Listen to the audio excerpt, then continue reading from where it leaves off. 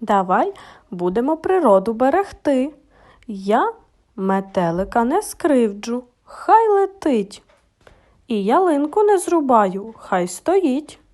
Не затопчу мурашинку, хай повзе, не зламаю з дуба гілку, хай росте. Не пущу сміття у річку, хай бурлить, із гнізда яйце не скину, хай лежить.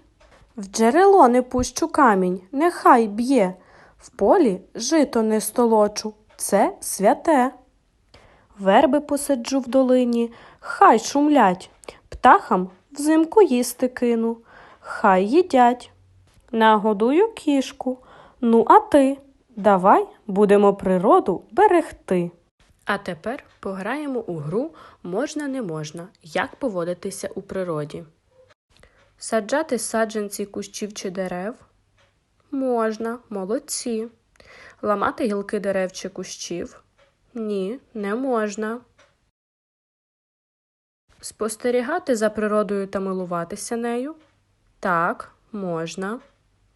Підгодовувати пташок? Можна, молодці. Торкатися гнізд пташок? Ні, не можна. Забруднювати водоймища? Правильно, теж не можна.